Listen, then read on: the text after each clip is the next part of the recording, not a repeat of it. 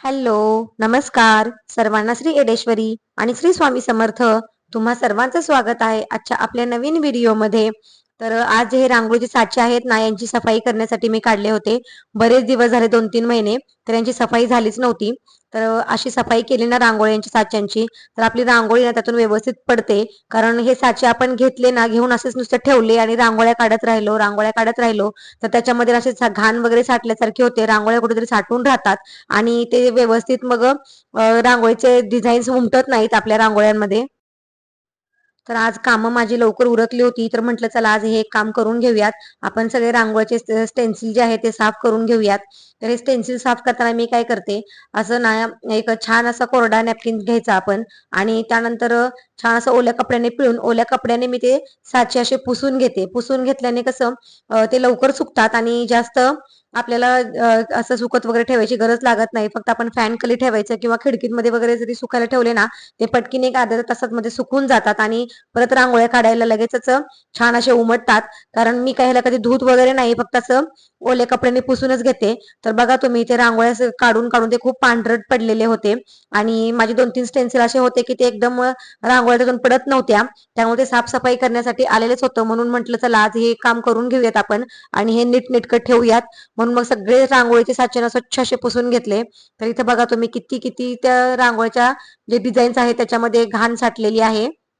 आणि जसं आपण ओल्या कपड्याने पुसतो ना, तसंच ते जे जाळी आहे त्या स्टेन्सिल मधली, ती एकदम अशी स्वच्छ होते आणि जे काय असे थोडेसे कण अडकलेले असतात रांगोळीचे वगैरे, ते व्यवस्थित असे खाली पडतात.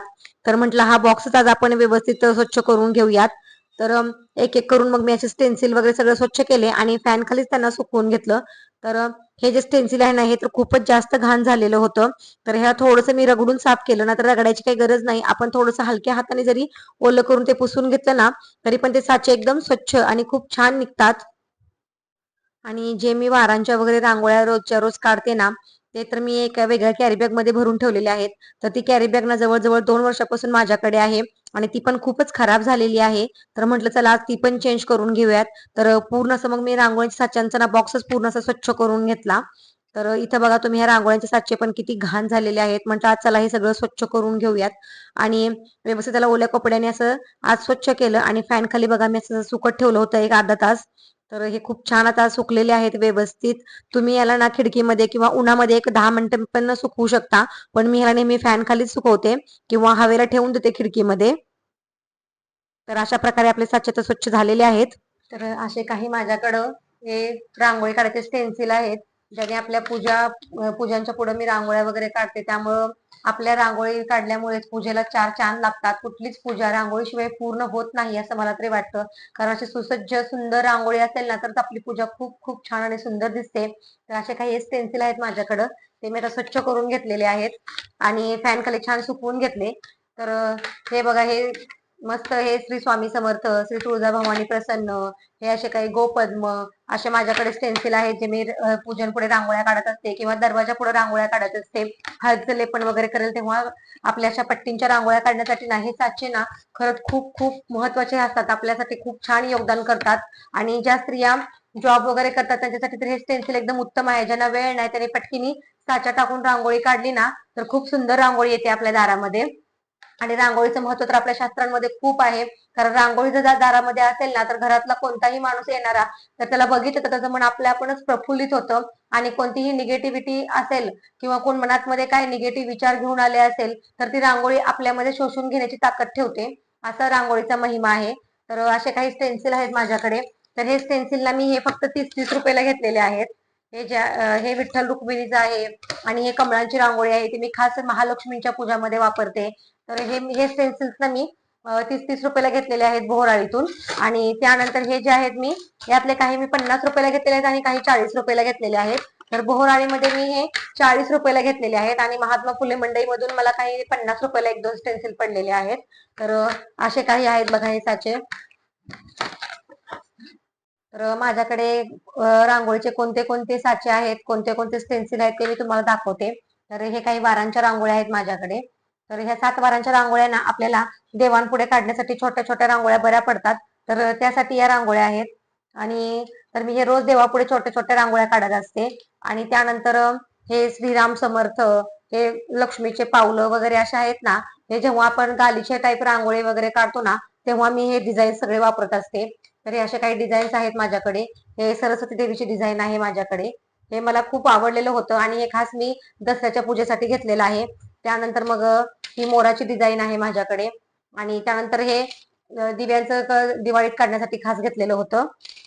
आणि त्यानंतर हे आपली रथसप्तमीची जेव्हा पूजा असते तेव्हा आपल्याला रथामध्ये काढले असलेले सूर्यनारायण आपल्याला पाहिजे असतात. तर रथामध्ये सूर्यनारायणची रांगोळी आणि पूजा करण्यासाठी मी खास रथसप्तमीसाठी सूर्यनारायणाचं स्टेन्सिल घेतलेलं होतं आणि तेव्हा मी फक्त 10 रुपयाला घेतलं होतं साधारण 4 वर्षापूर्वी. तर असे मी 3 स्टेन्सिल घेतलेले होते 10 रुपयाला. तर हे दिवाळीसाठी घेतलेलं होतं सुस्वागतम आणि हे असंच माझ्या मुलाच्या हट्टासाठी मी घेतलेलं होतं छोटा भीम. त्याला ते लहानपणी छोटा भीम खूप आवडायचा म्हणून मी हे घेतलेलं होतं. आणि त्यानंतर मग हे जे स्टेन्सिल आहेत ना, हे आपले पूजेचे आहेत, श्री महालक्ष्मी प्रसन्न. आणि हे डिझाईन्स मी दरवाजामध्ये जेव्हा आपली उंबरठ्याची पूजा वगैरे असते त्याच्यासाठी घेतलेली होती हे डिझाईन. आणि त्यानंतर बघा ही जास्वंदीच्या फुलाची डिझाईन आहे. आणि त्यानंतर हे श्री खंडोबा प्रसन्न, हे मी खास रविवारी काढण्यासाठी घेतलेलं आहे.